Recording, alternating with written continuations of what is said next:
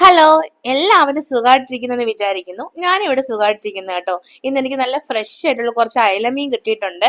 ഞാനത് നല്ല അടിപൊളിയായിട്ട് വെട്ടി കഴുകി കറിക്കും കുറച്ച് വറുക്കാനും എടുത്തിട്ടുണ്ട്. എവിടെയാണ് നിങ്ങൾ മീൻ വെട്ടുന്നതെന്ന് വെച്ചാൽ അവിടെ നല്ല വൃത്തിയാക്കിയിട്ട് നല്ല അടിപൊളിയായിട്ട് കഴുകിയിട്ടിരുന്ന സ്മെല്ലും കാര്യങ്ങളും ഒന്നും വരത്തില്ല കേട്ടോ. പിന്നെ വറുക്കുന്നതിന് വേണ്ടിയിട്ട് കുറച്ച് ഇഞ്ചി, വെളുത്തുള്ളി, കുരുമുളക്, ഉപ്പ്, മഞ്ഞൾപ്പൊടി, മുളക് പൊടി, നാരങ്ങാനീര് എല്ലാം കൂടെ വെച്ച് അരച്ച് നല്ല പേസ്റ്റ് പരുവത്തിൽ മീനെല്ലാം നല്ലോണം തേച്ച് വെച്ച് 1 മണിക്കൂർ റെസ്റ്റ് ചെയ്യാൻ വേണ്ടി വെക്കാം.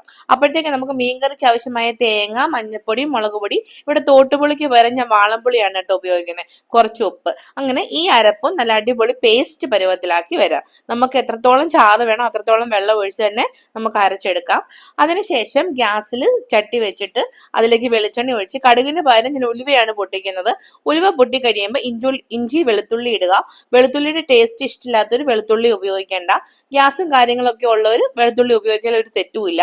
പിന്നെ ഇഞ്ചി ഇടുക, സവാള അല്ലെങ്കിൽ കൊച്ചുള്ളി ഇടുക. നല്ലതുപോലെ വഴണ്ടി വരുന്ന സമയത്ത് അതിലേക്ക് അരപ്പ് ചേർക്കുക.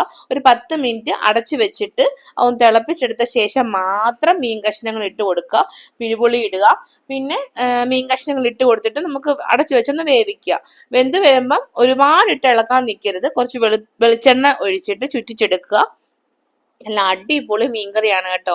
ഒരു പ്രാവശ്യം നിങ്ങൾ തോട്ടുപുളി ഉപയോഗിക്കാതെ വാളംപുളി വെച്ചൊന്ന് ഉപയോഗിച്ച് നോക്കി, നല്ല അടിപൊളി ടേസ്റ്റിൽ മീൻകറി കിട്ടും. ഇത് ഞാൻ ട്രിവാൻഡ്രത്ത് പോയതിനു ശേഷം, അവിടെ ചില ആൾക്കാർ മല്ലിപ്പൊടി ഉപയോഗിക്കുന്നുണ്ട്. നിങ്ങൾക്ക് കറി കുറച്ചുകൂടെ കുറുകിയിരിക്കണമെങ്കിൽ കുറച്ച് മല്ലിപ്പൊടിയൊക്കെ ഉപയോഗിക്കാം. ഞാനിവിടെ ഉപയോഗിക്കുന്നില്ല കേട്ടോ.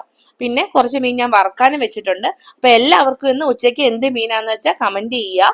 അപ്പൊ അടിപൊളിയായിട്ട് ഞാൻ ചോറ് കഴിക്കട്ടെ കേട്ടോ. അപ്പൊ അടുത്തൊരു വീഡിയോയുമായി കാണുന്നവരെ ബായ്. അപ്പൊ ലൈക്ക് ചെയ്യുക, ഷെയർ ചെയ്യുക, സബ്സ്ക്രൈബ് ചെയ്യുക. ഓക്കെ.